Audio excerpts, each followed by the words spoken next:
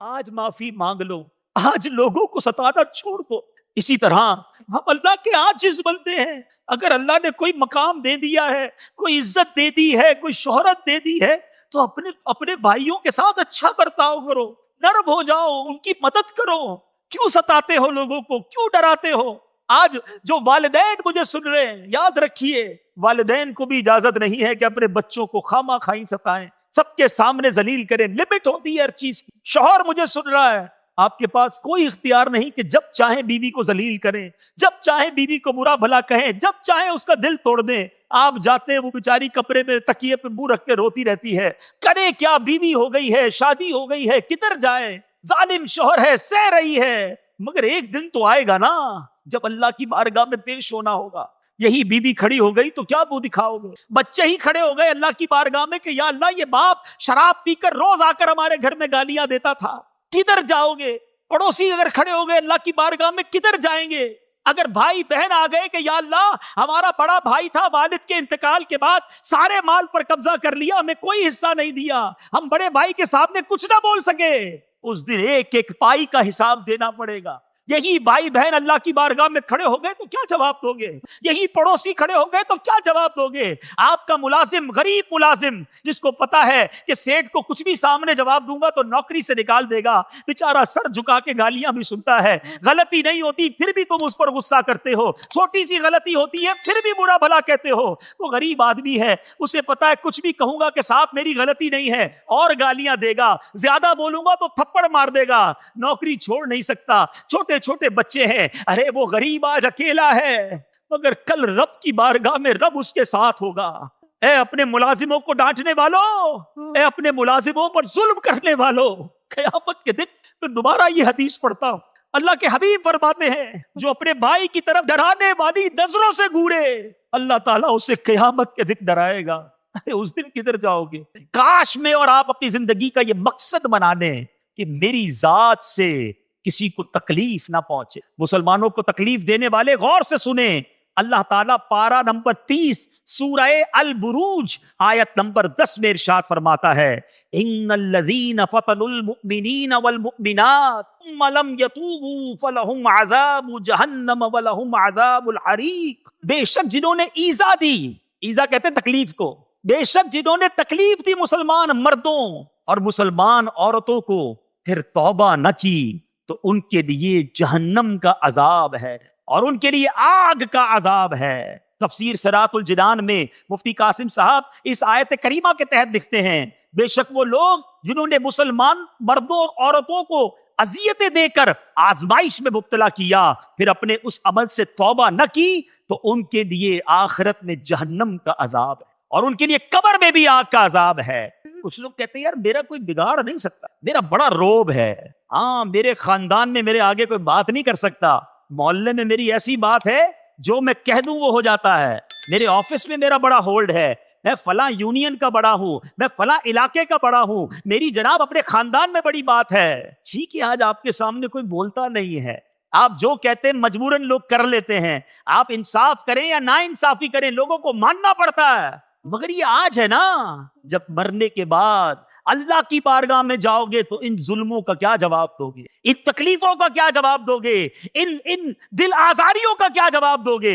بندہ کہتا ہے سامنے والا بس کچھ نہیں بگاڑ سکتا میرا کوئی۔ یاد رکھیے گا میٹھے اسلامی بھائی، اللہ کی لاٹھی کہتے ہیں نا بے آواز ہے، جب وہ حساب کرتا ہے تو بڑے بڑے سورماؤں کو ہم نے خاک پر لیٹے دیکھا، کبھی بڑا بول نہ بولنا، کبھی اترانا نہیں، کبھی تکبر نہ کرنا، لوگوں کے خیر خواہ بن جاؤ کہ لوگوں کی دعائیں تمہارے ساتھ ہوں گی تو تمہارا بیڑا پار ہو جائے۔ زندگی کا ایک مقصد بنائیے اسلامی بھائیوں کہ میں نے لوگوں کی دعائیں لینی ہیں، لوگوں کی ہائے نہیں لینی۔ جو دعائیں لیتے ہیں نا وہ کامیاب ہو جاتے ہیں، اور جو لوگوں کی ہائے لیتے ہیں، لوگوں کی بد دعائیں لیتے ہیں، تھوڑے عرصے تک تو شاید اونچے رہتے ہیں، پھر ایسے برباد ہوتے ہیں کہ ان کا نام لینے والا بھی کوئی باقی نہیں بچتا۔ نبی پاک نے مسلمانوں کو تکلیف نہ دینے کے بارے میں حدیث پاک میں کیا ارشاد فرمایا؟ میرے آقا فرماتے ہیں تم لوگوں کو اپنے شر سے محفوظ رکھو، یہ ایک صدقہ ہے جو تم اپنے نفس پر کرو گے۔ یعنی میں اگر کسی کو فائدہ نہیں پہنچا سکتا تو کم از کم میری ذات سے کسی کو تکلیف تو نہ پہنچے نا۔ ایک اور جگہ نبی پاک فرماتے ہیں، کیا تم جانتے ہو؟ صحابہ سے پوچھا مسلمان کون ہے؟ صحابہ کرام نے عرض کی اللہ پاک اور اس کا رسول صلی اللہ تعالیٰ علیہ وسلم زیادہ جانتے ہیں. ارشاد فرمایا مسلمان وہ ہے جس کی زبان اور ہاتھ سے دوسرے مسلمان محفوظ رہے. ارشاد فرمایا تم جانتے ہو کہ مومن کون ہے؟ صحابہ کرام نے عرض کی حضور اللہ پاک اور اس کا رسول صلی اللہ تعالیٰ علیہ وسلم بہتر جانتے ہیں. ارشاد فرمایا مومن وہ ہے جس سے ایمان والے اپنی جانوں اور مالوں کو محفوظ سمجھیں, اور مہاجر وہ ہے جو گناہ کو چھوڑ دے اور اس سے بچے.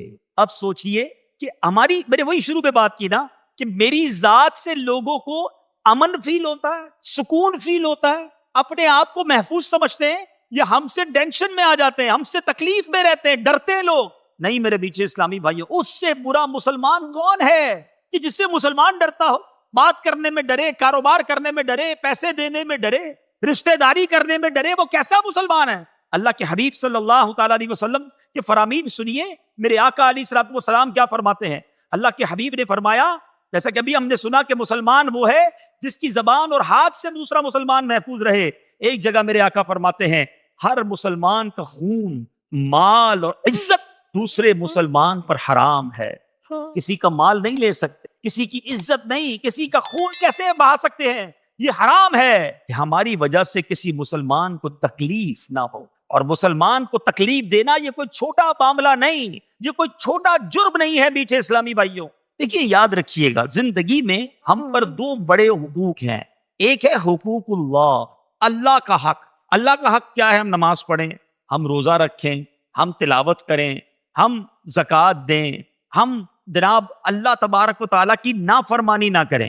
ٹھیک ہے, یہ ہم میں سے بہت سارے یہاں چہرے ایسے نظر آ رہے ہیں, میرا حسن ظن ہے کہ حقوق اللہ میں بڑی کوشش کرتے ہیں, نمازیں پڑھتے ہیں, روزے رکھتے ہیں, ذکر و اذکار کرتے ہیں, ٹھیک ہے نا, اللہ کی نافرمانی سے بچتے ہیں. بہت اچھی بات ہے, بالکل بچنا چاہیے. مگر ایک بڑا ہماری زندگی کا جو چیپٹر ہے نا, وہ ہے حقوق العباد, بندوں کے حقوق. اور یاد رکھیے گا حقوق اللہ سے زیادہ سینسٹیو, حساس اور مشکل معاملہ جو ہے وہ حقوق العباد کا ہے.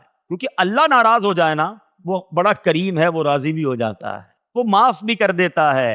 کوئی بندہ ساری زندگی نماز نہ پڑھے, کئی سال روزے نہ رکھے, اور رو رو کر رب سے معافی مانگے, اللہ ایک توبہ قبول فرما لے, اس کے سارے گناہ معاف فرما دیتا. کریم ہے نا, رحیم ہے. مگر اسی کا ایک انداز ہے, اسی کی مشیت ہے کہ اگر بندہ کسی بندے کو ستائے, اگر بندہ کسی بندے کے حق مار لے, اس کی کسی مخلوق پر ظلم کر دے, تو اب جب تک بندہ معاف نہیں کرے گا تب تک رب بھی معاف نہیں کرے. نمازوں میں بڑے پورے ہیں, روزے بھی رکھتے ہیں, حج بھی کرتے ہیں, عمرے بھی کرتے ہیں, تلاوت بھی کرتے ہیں, ذکر و اذکار بھی کرتے ہیں. بہت سارے ایسے ہوں گے جو مدنی کام بھی کرتے ہوں گے, بہت اچھی بات ہے. کوئی خدا نہ خواستہ یہ نہ سمجھے کہ یہ نہیں کرنا چاہیے, ضرور کرنا چاہیے, مگر نمازیں بھی پڑھنی ہے اور لوگوں کو ستانا بھی نہیں. روزے پورے رکھنے ہیں مگر کسی کا مال دبانا بھی نہیں ہے. زکوٰۃ پوری دینی ہے مگر کسی کا حق دبا کر نہیں دینی ہے. کسی کو گھورنا, کسی پر ظلم کرنا, کسی کو ڈانٹنا, کسی کو جھڑکنا, اور جناب کہنا میں تو بہت سارا ذکر و اذکار بھی کرتا ہوں. ارے جس زبان سے اللہ اللہ کرتے ہو اسی زبان سے لوگوں کے دل بھی توڑتے ہو. سمجھیے بات کو, حقوق اللہ ضرور پورے کرنے ہیں مگر حقوق العباد کا خیال بہت زیادہ رکھنا ہے. اور آج بیان کا موضوع یہی ہے. میں اور آپ آج بیان میں یہ چیک کریں گے کہ میری ذات, ہر بندہ یہاں سوچے جو بھی مجھے سن رہے ہیں, کہ میری ذات لوگوں کے لیے راحت کا باعث ہے, کمفرٹ کا باعث ہے, آسانی کا باعث ہے, یا میری ذات لوگوں کے لیے تکلیف کا باعث. مجھ سے جو قریب ہوتا ہے وہ تکلیف میں آ جاتا ہے, وہ ٹینشن میں آ جاتا ہے, وہ پرابلم میں آ جاتا ہے. اگر میں ایسا ہوں تو پھر سوچئے میں کیسا ہوں. مجھ سے برا کون ہے کہ اللہ کے بندے مجھ سے تکلیف میں ہیں. مجھ سے بات کرتے ہیں تو پرابلم, مجھ سے کاروبار کرتے ہیں تو پرابلم, میرے قریب رہنے آ جائیں تو پرابلم, مجھ سے رشتہ کر لیں تو پرابلم. سوچئے نا, کیا مسلمان ایسا ہوتا ہے؟ کیا مسلمان کسی کی تکلیف کا باعث بنتا ہے؟ بزرگان دین کے واقعات کو سنیں, عقل حیران ہو جاتی ہے کہ کسی کو ذرہ برابر تکلیف نہ ہو, انہیں اس بات کا خیال رہا کرتا. یہی امام اعظم کی کیا بات ہے. ایک بار آپ کے بارے میں آتا ہے کہ آپ اپنے کسی غیر مسلم, مسلمان نہیں تھا, غیر مسلم بندہ تھا, اس کو قرضہ دیا تھا, اس کے یہاں قرضہ وصول کرنے کے لیے تشریف لے گئے.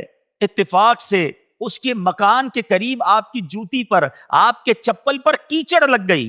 کیچڑ چھڑانے کے لیے امام اعظم نے اپنے چپل کو جب جھاڑا تو وہ کیچڑ جو ہے اچھل کر اس مقروض کی، اس غیر مسلم کی دیوار پر جا کر لگ گئی۔ آپ پر خوف خدا کا غلبہ ہوا، پریشان ہوئے کہ یہ جو غیر مسلم ہے اس کی دیوار میری وجہ سے خراب ہو گئی ہے، اب اگر میں کیچڑ نکالتا ہوں تو دیوار کا رنگ خراب ہو جاتا ہے، اور صاف نہیں کرتا تو دیوار خراب رہ جاتی ہے۔ اسی شش و پنج میں ہیں، اسی ٹینشن میں ہیں کہ اب وہ شخص باہر نکلتا ہے، دروازے پر امام اعظم ابو حنیفہ رحمۃ اللہ تعالی کو دیکھتا ہے، سمجھ گیا کہ امام اعظم آئے ہیں، قرض کا تقاضا کرنے آئے ہیں۔ کہتا حضور تھوڑا سا وقت دے دے، تھوڑا ٹالم ٹول کرنے لگا، ابھی پیسے نہیں ہیں، تھوڑا مزید ٹائم دے دیں۔ اللہ اکبر، امام اعظم کا تقویٰ دیکھو، خوف خدا دیکھو، حقوق العباد کا خیال دیکھو۔ امام اعظم کہتے ہیں کہ بھائی مجھے معاف کر دو، عاجزی کے ساتھ کہتے ہیں مجھے ذرا معاف کر دینا، مسئلہ یہ ہے کہ میں تمہاری دیوار خراب کر بیٹھا ہوں، مجھے بتاؤ میں تمہاری دیوار کیسے صاف کروں، مجھ سے یہ غلطی ہو گئی ہے۔ وہ شخص ہکا بکا رہ گیا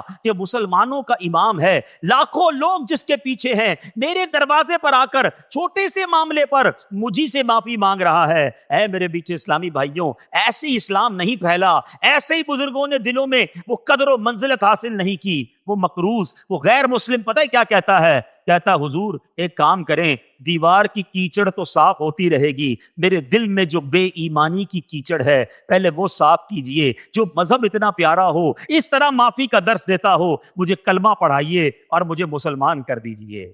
امام اعظم کے ہاتھ پر کلمہ پڑھ کر وہ مسلمان ہو گیا۔ یہ ہے اسلام، یہ ہے خوبصورتی اسلام کی۔ اگر ہم سے کوئی ایسی غلطی ہو جائے اور کوئی بندہ باہر آ کر کہے یار تم نے میری دیوار خراب کر دی، تو کیا ہو گیا بھائی؟ خراب کر دی تو کون سا تمہارا بڑا نقصان ہو گیا ہے؟ تھوڑا سا ہی تو ہوا ہے، اس پہ باہر نکل آئے ہو، باتیں کیا کر رہے ہو؟ ارے ایک تو قصور کیا، ایک تو چوری، دوسری سینہ زوری، دیواریں بھری تو دیتے ہیں نا۔ جس نے جو نئی پروڈکٹ بنانی ہے وہ ہر دیوار پہ جا کے چوکنگ کر دینی ہے۔ کسی کا گھر ہے، کسی کی دیوار ہے، وہ بیچارہ بار بار رنگ کرواتا ہے، تھوڑے دنوں بعد پھر آ کے کوئی اپنی پروڈکٹ لگا کے چلا جاتا ہے۔ نہ جانے کوئی ڈاکٹر کی ایڈورٹائز لگاتا ہے، کوئی حکیم کی ایڈورٹائز لگاتا ہے۔ اللہ کے بندوں، یہ حقوق العباد کی پامالی ہے۔ بغیر اجازت کسی کی دیوار کیسے رنگ سکتے ہیں؟ ایک امام اعظم ہیں کہ ان کے پیر سے کیچڑ لگ جائے تو انہیں بے چینی ہو جائے، پیر کسی کے پیر پر رہ جائے تو خوف خدا سے بے ہوش ہو جائے۔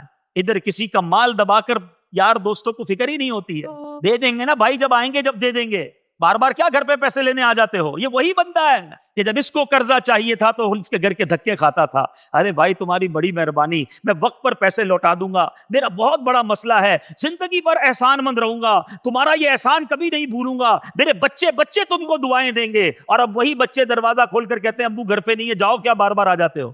پہلے تو دعائیں دینے کے وعدے تھے، اب چپل گھسوا رہے ہو۔ ٹھیک ہے، آج وہ بگاڑ نہیں سکتا تمہارا کچھ، مگر یاد رکھیے گا جو ظالم ہے نا وہ سوچ لے، حقوق العباد کو پامال کرنے والا سوچ لے کہ ایک دن آنا ہے جب مظلوم کا ہاتھ ہوگا اور ظالم کا گریبان ہوگا، ایک ایک روپے کا جواب دینا پڑے گا، ایک ایک پیسے کا جواب دینا پڑے گا۔ اللہ کی قسم، اگر آج تم پر کسی کا حق آتا ہے، آج اس کے پاس جا کر دے دو، آج اس سے معافی مانگ لو، ٹال مٹول نہ کرو، اس کو ستاؤ نہ، کیونکہ اللہ دیکھ رہا ہے کہ تم نے اس کا حق دبایا ہے اور اسی کو تکلیف پہنچا رہے ہو۔ سیدی امام اہل سنت مولانا شاہ امام احمد رضا خان لکھتے ہیں، اگر کوئی شخص کسی کے 3 پیسے دبا لے، 3 پیسے کی آج کے دور میں حیثیت کیا ہے؟ 3 پیسے تو آتے بھی نہیں آج، لیکن صرف 3 پیسے کوئی کسی کے دبا لے تو قیامت کے دن ان 3 پیسوں کے بدلے 700 مقبول با جماعت نمازیں دینی پڑ جائیں،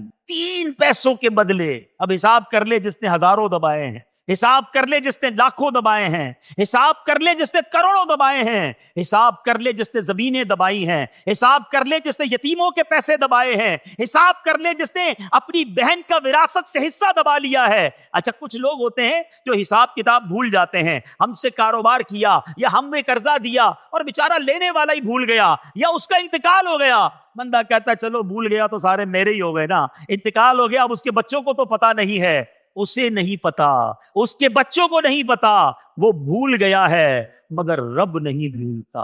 اللہ کے یہاں سب لکھا ہوا ہے، وہ دیکھ رہا ہے، تمہیں خود جا کر اس کا حساب چکتا کرنا ہوگا۔ کئی لوگ اپنے سسرال والوں کو ستاتے ہیں، روز نئی ڈیمانڈ ہے، لڑکی کا باپ غریب ہے، بیچارے کے پاس پیسے نہیں ہیں۔ میں ایسے گھرانوں کو بھی جانتا ہوں کہ اپنی بچی کی شادی کرنے کے لیے ماں باپ نے اپنا گھر بیچا، خود کرائے کے گھر میں چلے گئے کیونکہ لڑکے والوں کی ڈیمانڈ پوری کرنی۔ تف ہے اے نوجوان، تم پر تف ہے کہ تیری شادی کے لیے تیرے ساس اور سسر کرائے کے گھر میں چلے گئے۔ شرم نہ آئی تجھے ڈیمانڈ کرتے ہوئے کہ گاڑی دو گے تو شادی کروں گا، اس ماڈل کی سکوٹر دو گے تو جہیز میں شادی کروں گا، فلاں پیسے دو گے تو شادی کروں گا؟ شادی کر رہے ہو، سودا کر رہے ہو۔ غریب ماں باپ ہیں، پھنس گئے ہیں رشتہ کر کے۔ اب بچے کی ولادت کا وقت آیا، ایک اور ڈیمانڈ آئی کہ اب پہلے بچے کی ولادت کا خرچہ بھی سسرال والے دیں گے۔ ارے ان کو اپنے کھانے پینے کے لالے ہیں، دوسری بچی کی شادی کرنی ہے، مگر پہلے داماد کی اور پہلے سسرال والوں کی ڈیمانڈ ہی ختم نہیں ہو رہی ہے۔ اگر مجھے کوئی سسر سن رہا ہے، لڑکے کا باپ سن رہا ہے، لڑکی کی ماں سن رہی ہے، آج تم ڈیمانڈ کر کے سامنے والوں کو تکلیف پہنچا رہے ہو۔ رشوت ہے، علماء کہتے ہیں اس طرح کی ڈیمانڈ کرنا رشوت حرام ہے۔ وہ بیچارے مجبور ہیں، کبھی قرضہ لیتے ہیں۔ بھائی کیوں قرضہ لے رہے ہو؟ وہ داماد کو عید کا جوڑا دینا ہے۔ ارے اب کیوں قرضہ لے رہے ہو؟ ارے بھائی وہ بیٹی کے سسر کو عمرے پر جا رہے ہیں تو کچھ تحفہ لے کر دینا ہے۔ شرم نہیں آتی کہ سامنے والے قرضے میں ڈوبے جا رہے ہیں اور تم روز نئی ڈیمانڈ کرتے ہو؟ تمہاری ڈیمانڈیں ہی ختم نہیں ہوتی ہیں۔ کیا جواب دو گے اللہ کی بارگاہ میں؟ کیا تمہیں مرنا نہیں ہے؟ خدارا نوجوانوں سے میں کہوں گا، اگر آپ کے ماں باپ کی ڈیمانڈیں ہیں، کھڑے ہو جائیں اپنے ماں باپ کی بارگاہ میں، ہاتھ جوڑ کر کہیں کہ مجھے کچھ نہیں چاہیے اپنے سسرال والوں سے۔ وہ غریب لوگوں پر کیوں اتنا پریشر ڈالتے ہو؟ اگر کسی کے یہاں بیٹیاں آ گئی ہیں تو وہ بیچارہ کیا مر جائے، اپنے گردے بیچے، کرے کیا اپنی بچیوں کے شادیوں کے لیے؟ آج لوگ ہیں کہ ان کی ڈیمانڈیں ختم نہیں ہوتی ہیں۔ خدا را نہ کرو ایسا۔ پھر حدیث سناتا ہوں، من آذا مسلمن، یاد رکھو میرے آقا کہتے ہیں جس نے کسی مسلمان کو تکلیف دی، اس مسلمان میں تمہارا سسر بھی ہے، تمہاری ساس بھی ہے، تمہاری بچوں کی امی بھی ہے۔ ڈیمانڈیں نہ کرو، کیونکہ آقا فرماتے جس نے کسی مسلمان کو تکلیف دی اس نے مجھے تکلیف، اور جس نے مجھے تکلیف دی اس نے اللہ کو تکلیف۔ آج بندہ داماد بنتے ہی اب سسرال والوں کے لیے نئی ٹینشن، داماد صاحب جب تک نہیں آئیں گے کھانا شروع نہیں ہوگا۔ کھانا سب سے پہلے ان کو دینا ہے، گرم گرم دینا ہے، زیادہ دینا ہے، ورنہ بعد میں کہیں گے سسرال والوں نے خیال نہیں رکھا۔ 2 بندے ایکسٹرا دعوت پہ ڈیوٹی لگائی جاتی ہے، بھائی تم نے کسی کو نہیں دیکھنا ہے، تم نے صرف ہمارے داماد کو دیکھنا ہے، اس کو کھانا ٹائم پہ دے دینا۔ تو داماد سوچے کہ میں اپنے سسرال والوں کے لیے آسان ہوں یا کتنی بڑی تکلیف ہے۔ جب دعوت ہوگی ان کو یہی ٹینشن۔ مسلمانوں میں آپ سے پوچھتا ہوں نوجوانوں کہ کیا ہم اپنے رشتہ دار، اپنے سسرال والوں کے لیے ٹینشن نہیں ہے؟ مسلمان ٹینشن نہیں ہوتا، مسلمان تکلیف دینے والا نہیں ہوتا۔ وہی اسی طرح انہیں باور کرا دو کہ جس طرح آپ کے اور بیٹے ہیں، جس طرح آپ کی اور اولاد ہے، میں بھی آپ کی اولاد ہوں، میری ٹینشن مت لیجئے گا۔ کبھی تاخیر ہو جائے تو دعوت پہ کھانا مت روکیے گا، میں آ جاؤں تو میرا زیادہ خیال کی فکر مت کیجیے گا، میں آپ کا بچہ ہوں، بتاؤ ان کے دل سے تمہارے لیے کیسے دعا نکلے۔ لیکن آج تو ہمارا انداز ہی اور ہے نا کہ ہمیں تو پروٹوکول چاہیے، چاہے اگلے کا بیڑا غرق ہوتا ہو۔ ایسی کتنی مثالیں ہیں۔ میٹھے اسلامی بھائیوں، آج ایک بات تو طے کر کے جائیے، آج ایک سچا پکا ذہن بنا کر جائے کہ آج کے بعد میری ذات سے کسی کو تکلیف نہیں پہنچے۔ دیکھو اس پہ نیت کرنی پڑے گی، مارے جائیں گے، پھنس جائیں گے، بہت ساری نمازیں ہوں، بہت سارے روزے ہوں، بہت سارے حج اور عمرے ہوں، اور اللہ کے بندے ہم سے ناراض ہوں، تکلیف میں ہوں، ٹینشن میں ہوں۔ آپ پتہ ہے جو ایسے لوگ ہوتے ہیں نا، ٹینشن دینے والے، تکلیف دینے والے، جھاڑنے والے، ان کے مرنے کے بعد انہیں کوئی یاد نہیں کرتا، بلکہ کچھ لوگ تو یہ کہتے ہوں گے یار جان چھوٹ گئی یار، اتنا تنگ کرتا تھا، اتنا ستاتا تھا۔ ایسے بندے بن کر مرو گے تو کیا مرو گے؟ ایسے رہو کہ ساری دنیا سے آپ جتنے لوگ آپ سے ملے سب آپ سے محبت کرو، کسی کا خیال رکھو، کسی کی دعائیں لو، کسی کی خدمت کرو۔ دنیا سے جائیں تو لوگ ہاتھ اٹھا کر دعا کریں کہ یا اللہ بڑا مہربان بندہ تھا، بڑا خیال رکھنے والا تھا، ہماری بڑی خدمت کرتا تھا، اے اللہ اس کی مغفرت فرما۔ پیچھے لوگوں کی دعائیں تو ملے نا۔ سوچئے کہ کیسی لائف ہم گزار رہے ہیں، ہمارے دنیا سے جانے کے بعد لوگوں کو تکلیف ہوگی یا راحت ہوگی؟ بزرگان دین بڑی پیاری بات کرتے ہیں، بندہ جب دنیا میں آتا ہے نا، بچہ روتا ہوا آتا ہے نا، جب بچہ روتا ہے تو لوگ ہنستے ہیں، فرماتے دنیا میں آتے ہو تو تم رو رہے ہوتے ہو اور لوگ ہنس رہے ہوتے ہیں، مگر دنیا سے ایسے جانا کہ تمہارے چہرے پہ مسکراہٹ ہو اور لوگوں کی آنکھوں میں آنسو۔ کیا بندہ تھا جو چلا گیا، کیسا شخص تھا ہمارا مہربان، ہمارا خیال رکھنے والا، جب ملتے دعائیں دیتا، جب ملتے حوصلہ بڑھ جاتا تھا. مگر کیا ایسی زندگی ہم گزار رہے؟ سوچنے والی بات. تو آج غور کر لیجئے کہ میں اپنے رشتہ داروں کے لیے، اپنی فیملی کے لیے، اپنے پڑوسیوں کے لیے، اپنے دوستوں کے لیے، مسجد میں آتا ہوں تو نمازیوں کے لیے، دعوت اسلامی کا کام کرتا ہوں تو اپنے ساتھ مدنی کام کرنے والوں کے لیے میں ٹینشن ہوں. یہ میری وجہ سے انہیں سکون ہے. چیک کیجئے اپنے آپ کو. اور اگر واقعی آپ کو یہ احساس ہے کہ واقعی یار میری وجہ سے لوگ ہیں بڑی ٹینشن میں، تو اپنے انداز کو بدلیے، آسان ہو جائیے، نرم ہو جائیے، تکلیف دینے والے نہ بنیے. بس آج پکی سچی نیت کرو کہ اللہ کا کوئی بندہ، کوئی بندی، کوئی انسان مجھ سے ناراض نہیں ہوگا. میں ناراض نہیں کروں گا، میں تکلیف نہیں دوں گا، اور اگر دے چکا ہوں تکلیف تو معافی مانگ لوں گا، راضی کر لوں گا، کیونکہ ادھر راضی کرنا آسان ہے، ادھر مارے جائیں گے. اب میں آپ کو 2-3 ایگزامپلز بتاتا ہوں. ہو سکتا ہے ابھی بھی کسی کے ذہن میں آ رہا ہو کہ یار میں تو تکلیف نہیں پہنچاتا، میں تو کسی کو، مسلمان کو پریشان نہیں کرتا. اصل میں یہ بھی بڑا مسئلہ ہے. یہ جو تکلیف پہنچانے والے ان کو لگتا ہے میں تو کرتا ہی کچھ نہیں.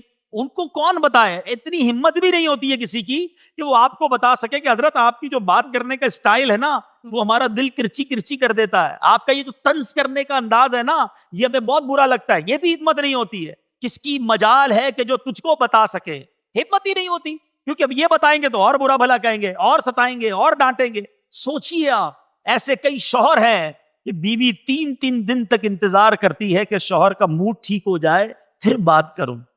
ایسے شوہر کس کا؟ ایسا شوہر اگر میں ہوں تو کیسا ہوں خود سوچئے نا. اتنا خوف گھر میں، اولاد باپ سے بات کرنے کے لیے انتظار کر رہی ہوتی ہے کہ کب والد کا موڈ ٹھیک ہو جائے پھر بات کرے، ورنہ ابھی بات کرنی ہے تو گالیاں ہی پڑنی ہے. یہ باپ اپنے بارے میں سوچے میں کتنا برا انسان ہوں. اسی طرح سیٹھ سے اب نوکر بات کرنے میں کئی دن تک سوچتا ہے کہ یار آج صاحب کا موڈ ٹھیک نہیں ہے، آج بات نہیں کرنا ورنہ خیر نہیں ہے. اور یہ کہہ بھی نہیں سکتا کہ حضرت آپ کے موڈ کی وجہ سے بات نہیں کر رہا ہوں. اتنی ہمت تو نہیں کرے گا نا کوئی.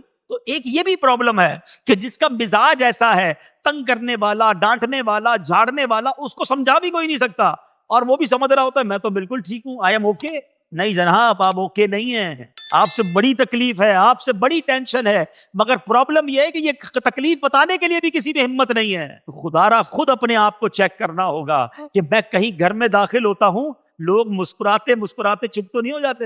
مسکراہٹیں ختم ہو جاتی ہیں کسی کے گھر میں داخل ہونے سے. اچھا خاصا لوگ ریلیکس ہوتے ہیں، گھر میں داخل ہوتے ہی سب پہ ٹینشن، ایمرجنسی طاری. اب بندہ خود سوچ لے کہ میں گھر کا فرد ہوں یا پولیس انسپکٹر ہوں. گھر میں جاتے ہی سب ٹینشن میں آ گئے. جلدی کھانا لگاؤ ورنہ خیر نہیں ہے، کپڑے استری کر دو ورنہ ابو نے چھوڑنا نہیں ہے، جلدی جوتے پالش کرو ورنہ بڑے بھائی نے ناراض ہو جانا ہے. ارے بڑا بھائی ہے، والد ہے، یا کوئی پولیس انسپکٹر ہے؟ اپنے بارے میں سوچیں کہ میں جدھر جاتا ہوں لوگوں پر خوف طاری ہو جاتا ہے. وہ انسان اچھا نہیں ہے. آپ جدھر جائیں لوگوں کے چہروں پر مسکراہٹ آ جائے، کمفرٹ ہو جائے، آسانی محسوس ہو. گھر والے گئے، ابو آ گئے، بھائی آ گیا ہے، ماں کہے میرا بیٹا آ گیا، ادھر تو سارے ہی ٹینشن میں ہوتے ہیں. اپنے آپ کو چیک. اور اب میں 2-3 ایگزامپل دے کر بیان کو ختم کرتا ہوں. مثال کے طور پہ اب عادت ہے نا کسی کے گھر گئے، اور گھر گئے اور وہاں جا کر جناب کسی نے دعوت پر بلایا. ایک تو اس نے مہربانی کی، ہمیں بلایا، ہم کیا بنے؟ مہمان. مہمان کے آداب ہیں کہ جدھر بٹھائے ادھر بیٹھ جائیں، گھر میں کھانے میں عیب نہ نکالے، فرمائشیں نہ کرے. مگر ادھر ایسے مہمان ہیں کہ ان کو مہمان بنا لے. اب اپنی خیر نہیں ہے، کیونکہ گھر میں جاتی انہوں نے شروع ہو جانا ہے، یار ابھی تک وہی پرانے ہی صوفے ہیں، میں 5 سال پہلے آیا تھا تب بھی تم نے کلر کرنے کا کہا تھا، ابھی تک کلر نہیں کروایا. یار پنکھا تو دیکھو تمہارا کتنی آواز کر رہا ہے. باہر پہ نے موٹر سائیکل کھڑی دیکھی، ابھی تک وہی پھٹیچر موٹر سائیکل لے کے رکھی ہے. ارے بھائی بندہ بولے میں نے آپ کو کھانے کے لیے بلایا ہے، اپنے گھر کا انسپیکشن کے لیے نہیں بلایا.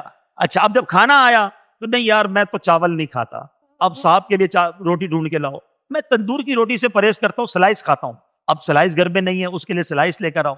میں اچھا کولڈ ڈرنک کا انتظام نہیں ہے، مگر پہلے ہی کہہ دیا میں تو ڈائٹ بوتل پیتا ہوں. چلو بھائی اب وہ شرمندہ بھگا رہا ہے کسی کو ڈائٹ بوتل. حالانکہ ہونا یہ چاہیے کہ جو دسترخوان پر آ گیا اس کے سوا کچھ نہ منگوائیں. ہو سکتا ہے وہ گھر میں نہ ہو.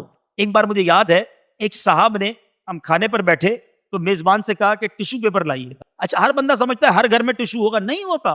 اس بیچارے نے شرم کے مارے باہر گیا، بچے کو پیسے دے، بیٹا جاؤ بھاگ کے جلدی سے ٹیشو پیپر لے کر آؤ. اب سوچیے آپ کی چھوٹی سی فرمائش نے اس کو شرمندہ کر دیا. یہ نہیں ہونا چاہیے. جو دسترخوان اگر پسند ہے تو کھا لیجیے، اگر آپ کا مزاج نہیں ہے، نبی پاک علیہ الصلوۃ والسلام کا انداز یہ ہوتا کہ کھانا پسند نہ ہوتا تو ہاتھ روک لیتے، عیب نہ نکالتے. لیکن آج کسی کو مہمان بنا لے، وہ مہمان میزبان کے لیے ٹینشن بن جاتا ہے. ایسا کیوں؟ حالانکہ یہاں تک لکھا کہ آپ کو جدھر بٹھائیں ادھر بیٹھے. میزبان جہاں کہے نا حضور آپ اس صوفے پہ بیٹھ جائیں، ادھر ہی بیٹھ جائیں.